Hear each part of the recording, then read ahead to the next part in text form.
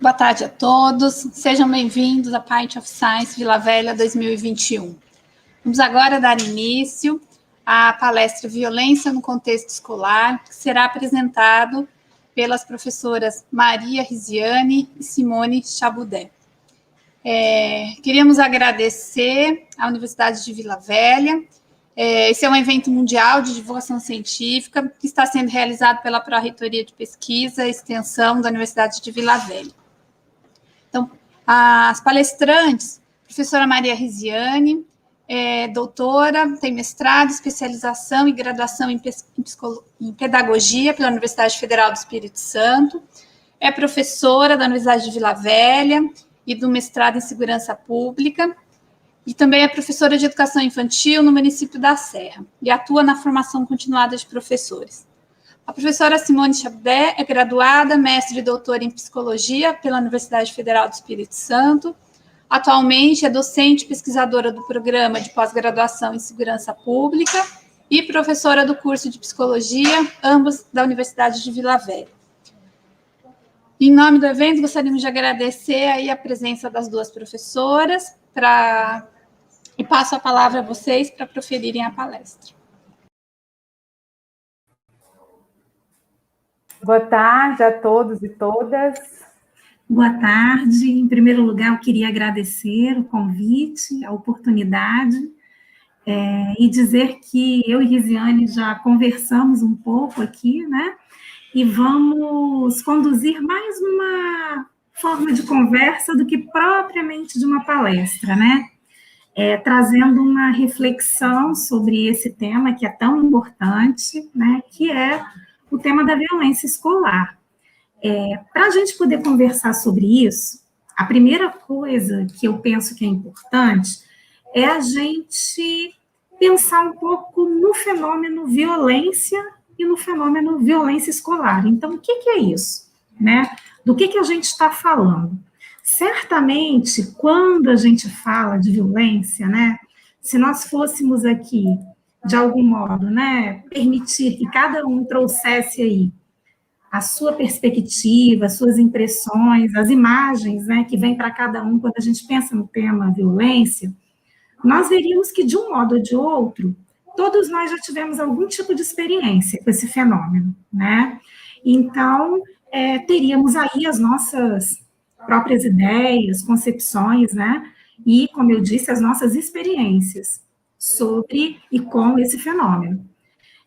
Para nós, de algum modo, conduzirmos melhor aqui a conversa, eu vou trazer um pouco alguns conceitos, circunscrever um pouco mais do que é que a gente está falando. Mas, antes disso, é preciso lembrar que violência é um fenômeno multifacetado, complexo, que pode ser lido, pensado, refletido a partir de diferentes perspectivas, né? É um fenômeno social, tem a influência de aspectos sociais, culturais, históricos.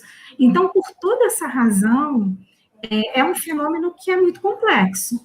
Então, por isso que é importante, num primeiro momento, nós trazermos um pouco do que a gente está, né, falando, que violência é essa, né, que aspectos que são importantes ou que a gente vai trazer como recorte aqui para a nossa conversa, né.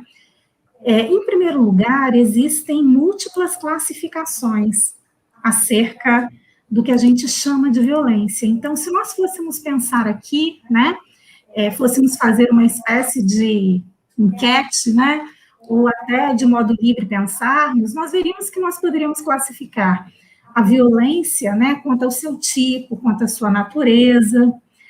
A OMS, por exemplo, ela vai trazer uma ideia acerca do que seria violência pautada no uso intencional, então não há alguma coisa sem querer, né?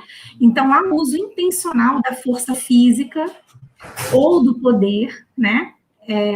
E que se constitui para um outro em uma ameaça, mas ela também, obviamente, a violência pode ser auto-infligida, pode ser praticada contra si próprio, né? Então, pode ser praticada contra outros, como eu falei, a partir desse uso do poder, da força, mas contra si próprio também, contra um grupo, contra uma comunidade, né? E nesse sentido, tem consequências, né? Então, a violência, ela pode levar a danos que são mais comumente, né, percebidos, como, por exemplo, lesões, às vezes até físicas mesmo, né? Mas também ela pode levar a danos de outra ordem, né? Então, danos num campo mais psicológico, né? Então, a violência, ela tem as suas consequências, né? Existem vários tipos, como eu disse, natureza. Existe uma autora do campo da sociologia chamada Minayo, né? Que ela propõe, inclusive, uma classificação dessa ordem, fazendo uma organização em termos desses conceitos, né?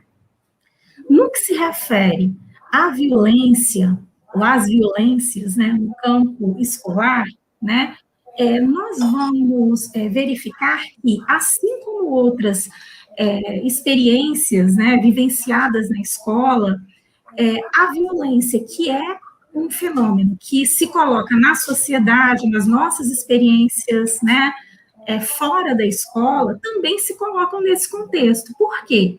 Porque a escola, ela é uma instituição da sociedade e ela está a serviço da sociedade. Então, a escola não é só vítima de violências, a escola também pode produzir violências, né? E, nesse sentido, a gente pode pensar em violências que são produzidas na escola, violências que são produzidas, né, contra a escola, né, e violências que são da escola. Quando a gente pensa nessas três categorias, né, nós vamos verificar, dentro do que eu falei agora há pouco, então, que a escola, né, assim como outras, como eu disse, outras experiências que ela, né, que alguém que faz parte da comunidade escolar vivencia em outros contextos, também pode experimentá-las ali.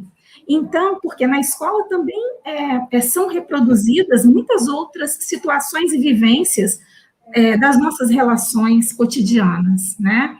Então, a escola não é uma instituição em separado do restante da sociedade, muito pelo contrário, né? Então, nesse sentido, é que eu trago um pouco essa reflexão acerca dessas três categorias que eu mencionei, né? Da violência como uma expressão, né? Que assim como acontece em outros contextos da vida, também pode, né? E acontece, a gente sabe, nesse contexto escolar. Quando a gente tem um tipo, provavelmente a maioria de nós, né, já teve contato, já escutou acerca de um fenômeno que também cabe dentro dessa ideia de violência, que é o bullying, né? O bullying é um tipo de violência repetida, intencional, né, que tem essa característica que eu mencionei agora, então, da repetição. Não é um evento isolado, né, mas um evento repetido. Então, assim, pensando um pouco nessas categorias, né, voltando um pouco ao que eu disse da violência, por exemplo, contra a escola, né, são aquelas violências que são praticadas, por vezes, contra o patrimônio, contra questões que, inclusive, dizem respeito à estrutura física da escola, né, equipamentos, ou coisas do gênero, né? Quando a gente está falando em violência, né, da escola, nós estamos falando de práticas que, por vezes, podem ser muito amplas, né? Lembrando que eu disse antes que violência não é só aquele dano que a gente percebe num contexto físico, né, de uma lesão no corpo, né?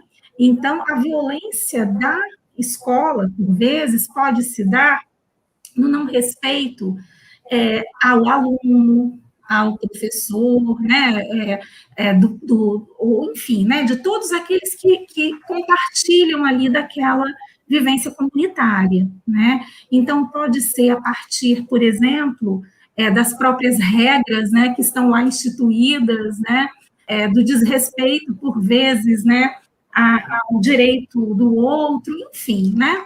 pode se colocar de diferentes modos. E nesse sentido, que a gente estava, inclusive, comentando, que a escola, ela não é só vítima, a escola também pode produzir violências, né? É isso aí, Simone. Se eu puder, vou entrar aqui um pouquinho, eu quero dizer primeiro da alegria, tá, Simone, de composição com você, uma amiga, companheira de jornada, né? A gente agradece também ao VV, todos os profissionais da pós-graduação em estrito sensu, né, por viabilizar essa participação nesse debate, a Melissa, que está aí mediando, né, nesse tempo em que o conhecimento acadêmico, a pesquisa e a ciência têm sido tão atacados. Mas como Simone estava falando, né, pensar essas violências em contexto escolar, e a gente está fazendo isso, né, Simone, em formato de conversa mesmo. Daqui a pouco você toma a fala aí de novo e a gente vai conversando, né? Mas pensar esse contexto, né, compreender que a escola ela não está fora realmente da sociedade, como a Simone falou, né? Porém, a escola, ela se constitui como esse espaço-tempo singular, né? Que grande número de estudantes, professores, eles vão interagir. Então, esse ambiente escolar, ele torna-se lugar assim, de desdobramentos, né? De questões latentes no âmbito social.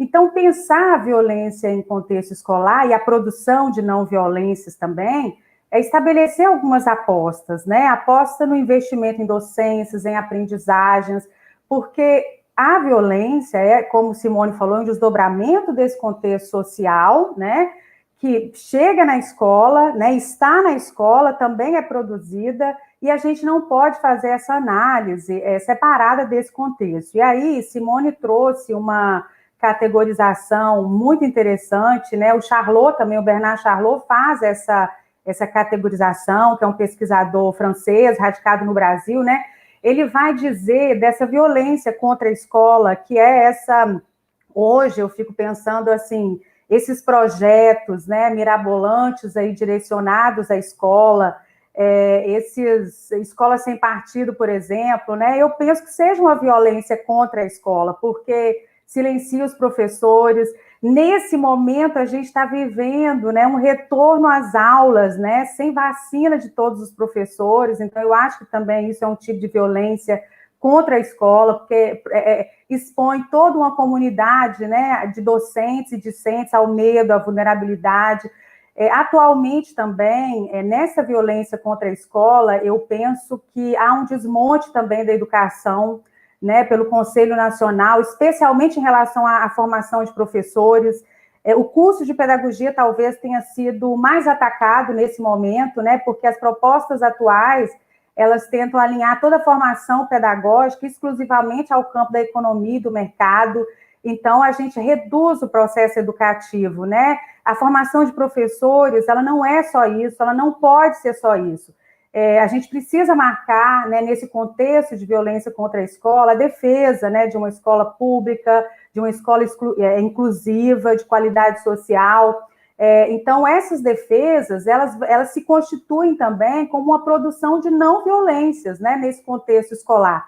E aí, Charlot, ele fala também, como a Simone falou, né, e a Minayo também, ela traz também essas categorizações, mas enquanto violência da escola, né, a gente pensa nessa produção curricular hegemônica, né, excludente, que às vezes silencia, né, e mantém excluídos assim muitos dos processos.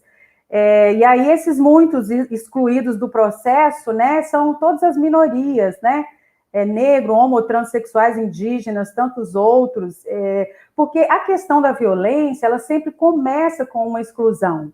E aí, a Simone traz também essa categorização de Charlot da violência na escola, né, que talvez seja a mais estudada, a mais falada, né, principalmente na relação estudante-estudante. A gente sempre vê nas manchetes aí, nos jornais, aluno que bateu em aluno, né, principalmente violência física. A gente acaba, assim, estando muito preocupado, né, com essa violência na escola, mas é claro que a gente não pode abrir mão, né, das nuances que compõem esse processo. Então, quando a Simone fala da Maria Cecília Minayo, né, que é uma socióloga conterrânea minha, que é mineira, né, Simone? ela se dedica a estudar as violências, né, e os processos de saúde coletiva. Então, realmente, ela vai falar das naturezas das violências, né, física, psicológica, sexual, negligência também. Ela vai dizer dos tipos, né, interpessoal. Na escola, a gente tem também muito, assim, cultural, de gênero, racial, de deficiência, né, a questão da diversidade. Então, é importante pensar, né, que no Brasil, e a violência estrutural também, né, que é um dos tipos que Minayo vai falar, e no Brasil a gente tem algumas violências que são estruturais, como as desigualdades sociais, econômicas, né, étnico-raciais, o trabalho infantil, população de rua, as instituições fechadas, né, as violências domésticas, gente, que com essa pandemia tem causado, assim, muitos danos, né, físicos, sexuais, psicológicos, nas diferentes idades, nos diferentes gêneros, né, tem ampliado muito.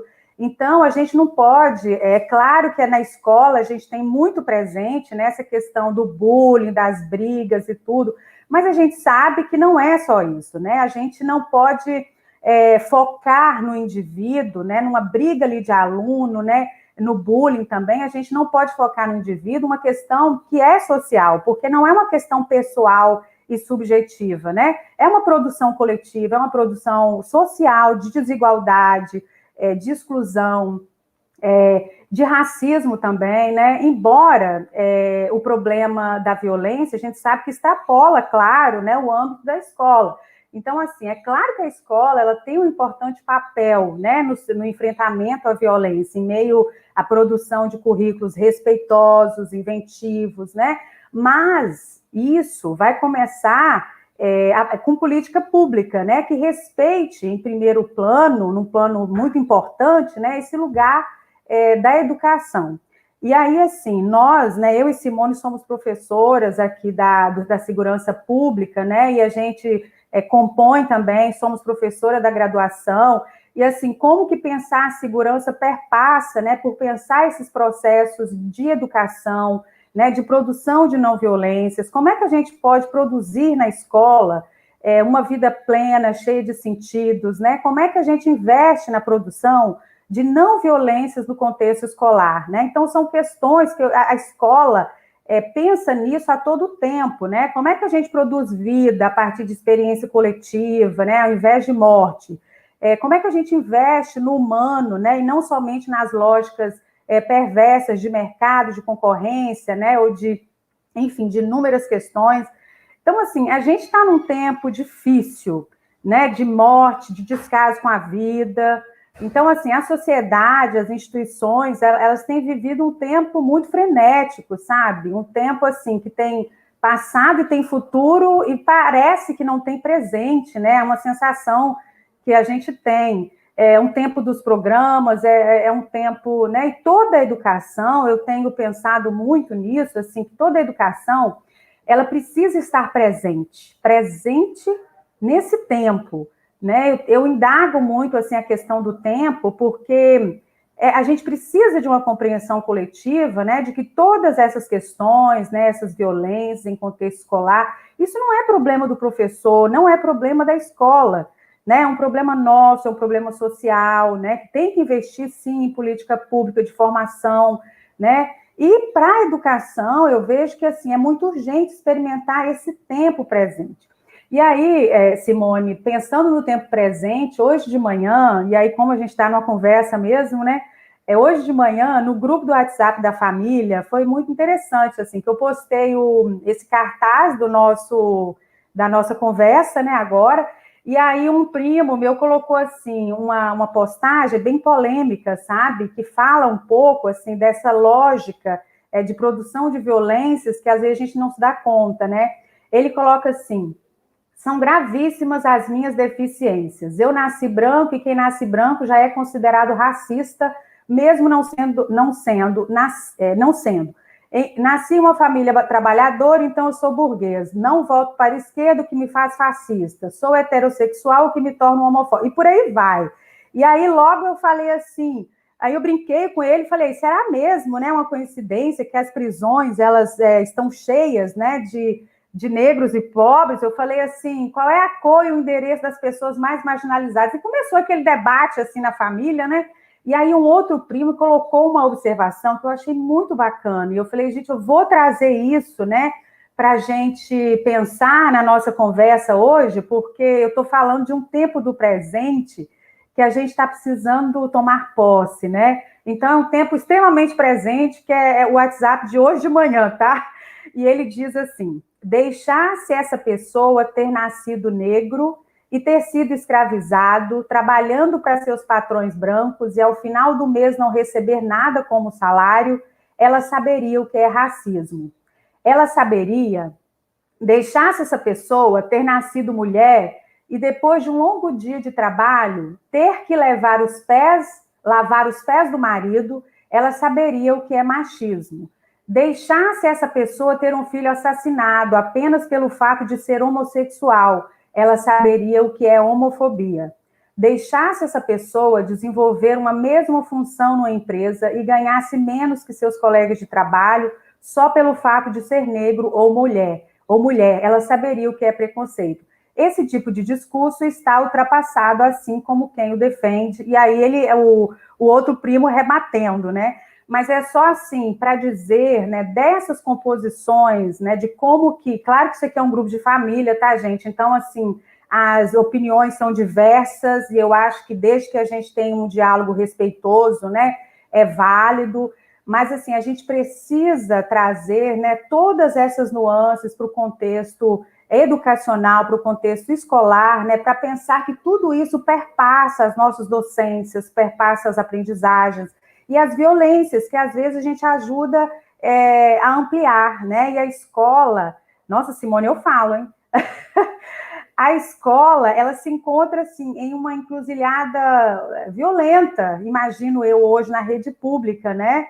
Porque existe, eu acho que, assim, é tanta sede, né, de falar tantas coisas, mas, assim, existe um excesso de retórica política e os desmontes da educação, né, como eu já falei, mas existe hoje também, como eu disse, essa questão do tempo, né? Existe um excesso de futuro que cria, ao meu ver, e ao ver de muitos autores também, esse déficit, né, de presente, de conversar, né, sobre as questões que nos afetam, né?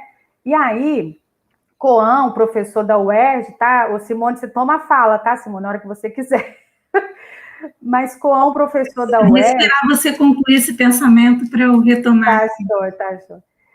Coan, um professor da UERJ, ele trabalha muito, o ano passado não, em 2019, ele lançou um livro, Paulo Freire, Mais do que Nunca, uma biografia filosófica. E aí eu fiquei pensando, assim, como que Freire, ele traz apontamentos também para a gente pensar essa questão da violência hoje, né, e da produção de não violência na escola. E aí tem um trechinho, né, do livro de Freire, que ele diz assim, toda educação precisa cuidar da sua infantilidade, precisa estar presente no tempo. E aí eu fico pensando, nossa, com tantas questões que nos assolam, que são violências também, né, como a Simone falou, contra a escola, quando a gente perde, né, essa curiosidade, essa sede, né, de pensar mesmo, de conversar sobre os processos que nos assolam, uma curiosidade tão acionada, né, nos processos de pesquisa, de produção de ciência, né, se a gente perde isso, fica difícil a composição na escola. Então, eu acho que eu trago Freire um pouco para esse debate, para pensar o seguinte, não podemos deixar de sonhar, de esperançar, né, de estar no começo desse tempo presente. A ciência, a pesquisa, a curiosidade científica, né, talvez seja o que nos ajude, né, a produzir contextos alegres e não violentos nas escolas. Daí, a aposta um pouquinho, eu vou passar para a Simone, mas a aposta nos signos artísticos, que eu gostaria de falar um pouquinho depois também, tá, Simone, se der tempo. Não, claro, é bem só trazendo, né, fazendo um link um pouco com que você, uma das questões que você trouxe, né, quando a gente pensa na questão do conflito de ideias, né, na diferença de perspectiva, na forma de pensar, nas diferentes leituras, né, da realidade. E aí, pensando um pouco nesse contexto da escola, nunca coube, né, à família, isoladamente, o processo formativo do cidadão. A família sempre, ela contou, né, com outras instituições sociais para encaminhar esse processo formativo. E a escola, ela tem, até quando a gente analisa a nossa Constituição, né, quando a gente olha para a formação do cidadão, a gente vai ver lá, né, a representação das diferentes instituições nesse processo formativo. E é natural que nessa relação e nessa convivência em grupo, conflitos existam. O problema não são os conflitos.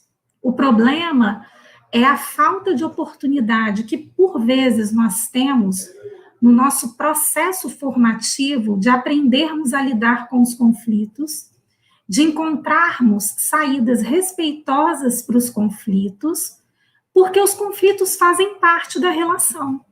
Então, por vezes, penso que não só a escola, como eu disse, mas também não negar o lugar da escola nesse processo, né, de ter espaço para se lidar com os conflitos, para que as pessoas aprendam, treinem, né, tenham experiências, vejam, tenham oportunidade para que, no exercício da sua cidadania, possam e saibam respeitar as opiniões diversas, porque o que a gente vê, muitas vezes, como violência, também é fruto de não se saber lidar com essa diferença.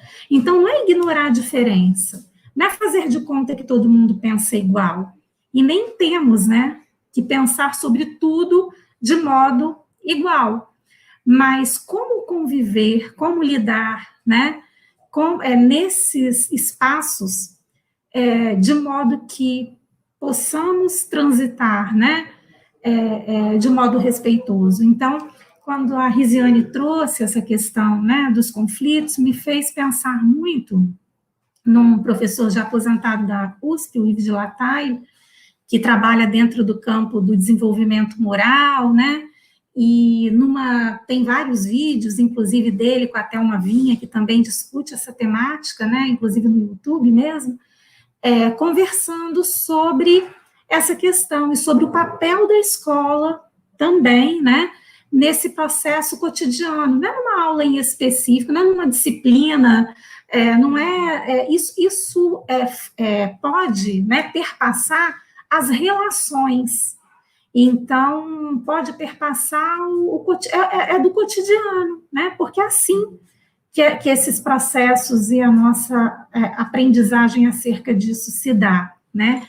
Então, quando a Risiane trouxe, por exemplo, esse debate, né, que foi possível ali dentro do WhatsApp do grupo familiar, né, quais espaços, uma coisa para a gente se perguntar, né, em que essas discussões podem se colocar, né, e de modo respeitoso, para que a gente aprenda com a fala do outro, para que a gente entenda porque quando a gente fala das diferenças, as diferenças são em todo plano, né? Elas podem se configurar em diferentes modos. Então, como é que né? Poder, nesse contexto, também da escola, a escola também, não só, né?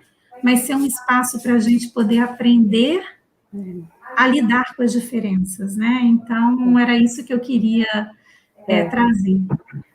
Simone, eu acho que a gente tem um tempinho ainda, né? Acho que, enfim.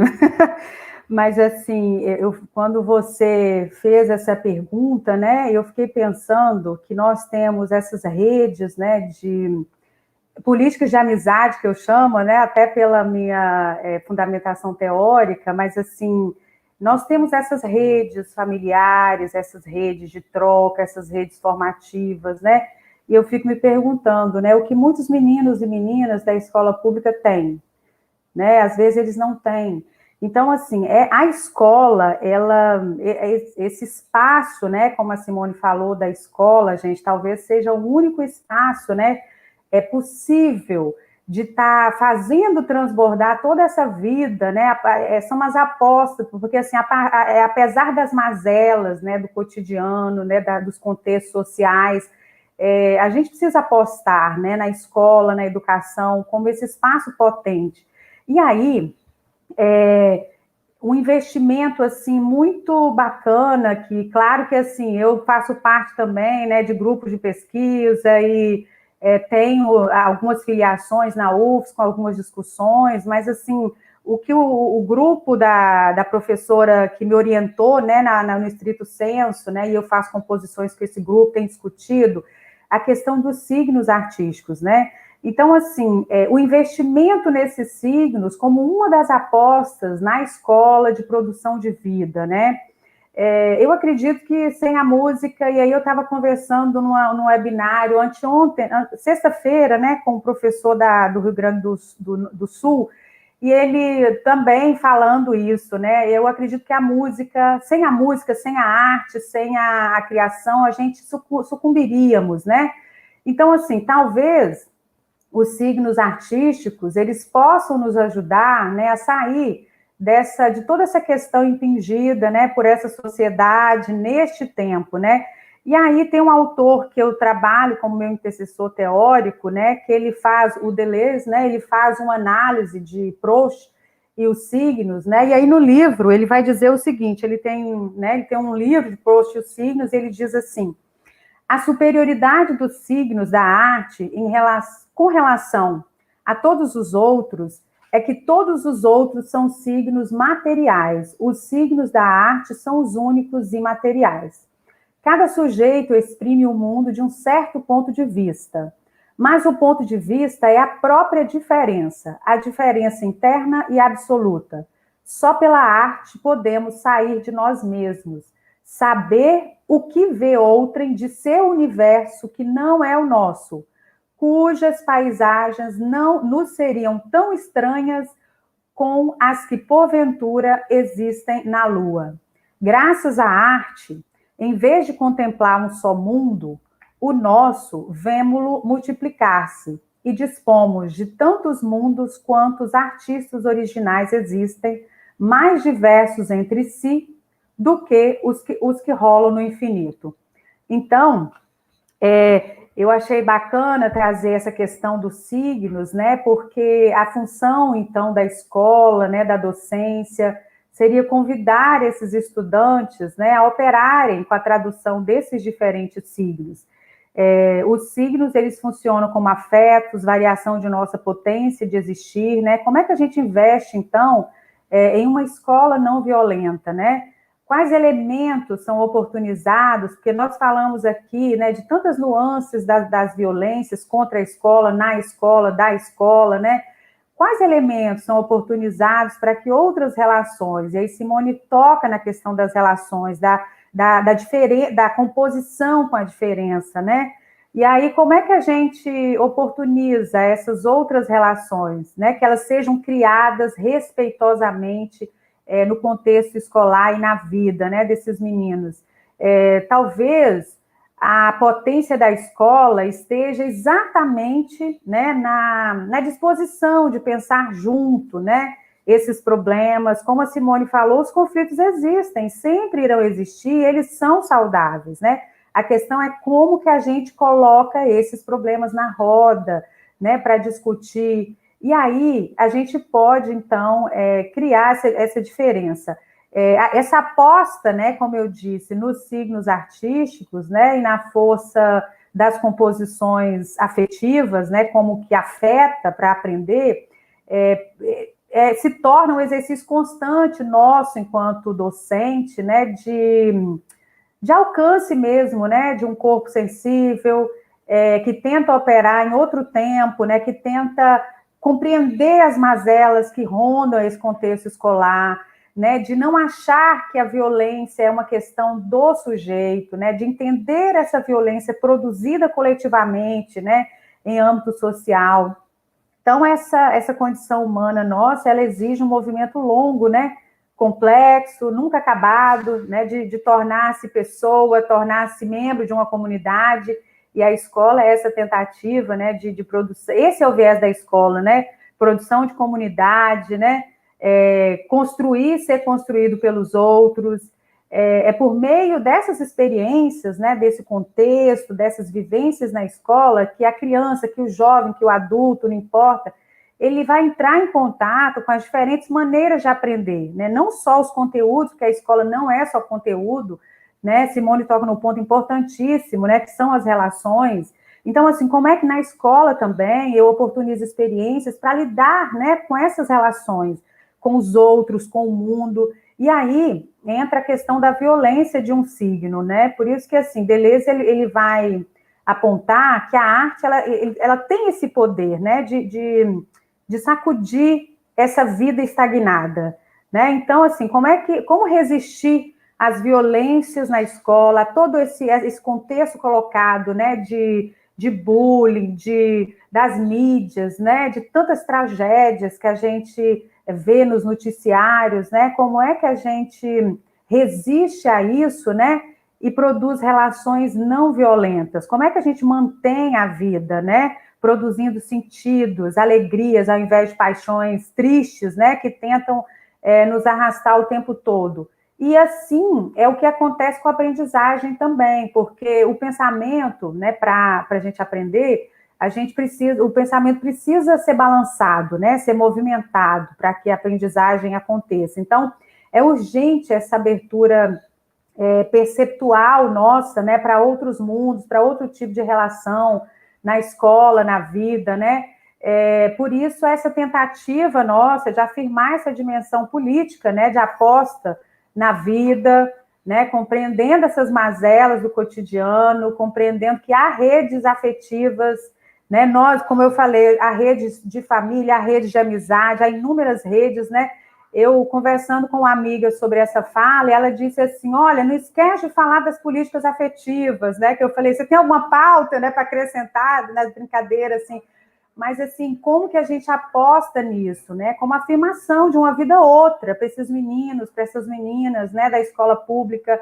E aí essa aposta nesses signos da arte, né, como essa potência de afirmação, né, de várias formas de se colocar no mundo, né? Então, isso, assim, a aposta nossa é sempre nessas políticas de amizade, de vida, né? Esse caráter especial que a gente entende, né? E eu acredito muito que os signos da arte tenham, né? De explorar afetos, afecções, né? De convocar uma docência menos recognitiva e mais inventiva. E aí, Simone, eu vou tentar concluir aqui a fala. Eu quero dizer o seguinte, que mesmo a gente estando nesse país, né, tão difícil, gente, que rouba, né, a infância das crianças, que as violências não deixam de se multiplicar, é urgente a gente recuperar o que Freire, assim, ensinou muito para a gente, que é o esperançar, né, a esperança que luta, que sonha. E aí Freire diz o seguinte, que quase tudo se adquire nesse tempo, em que aprendemos o próprio sentimento do tempo, né? Eu quero terminar minha fala aqui, para poder terminar mesmo, para a gente tentar abrir para o chat, porque eu sei que eu falo muito, né, Simone? Eu quero terminar com duas linhas, né, na composição de ressonância, né, com Walter Coan, que eu estive numa live com ele semana passada, mas eu quero terminar com duas linhas, né, como ele lembrou do livro, né, de Paulo Freire, e como eu falei, Coan escreveu um livro, Paulo Freire Mais do que Nunca. Mas Freire, no livro Pedagogia do Oprimido, ele coloca assim, se nada ficar destas páginas, algo, pelo menos, esperamos que permaneça. Nossa confiança no povo, nossa fé nos homens e na criação de um mundo em que seja menos difícil amar. Assim eu vou passar aí para a Simone a bola e a gente abre, então, aí para o chat. Exatamente, né? Já extrapolamos aqui. Eu tive um probleminha aqui, eu fiquei com medo, fechei um pouquinho a câmera porque a minha bateria estava acabando e eu tive que correr aqui para poder colocar o cabo. Desculpem aí.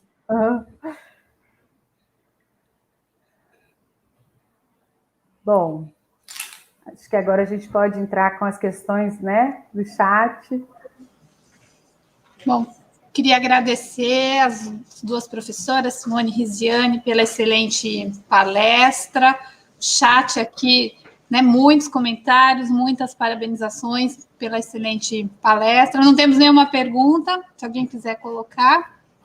Mas eu queria parabenizar vocês, enquanto isso, acho que é uma discussão muito atual, né, muito necessária, e um debate que sempre merece. Até o Celso, ele comenta aqui que esse debate merece um seminário, né, com um tempo muito maior para a discussão, né, devido aí à riqueza da discussão e à importância. E acho que é isso, por enquanto não apareceu nenhuma pergunta.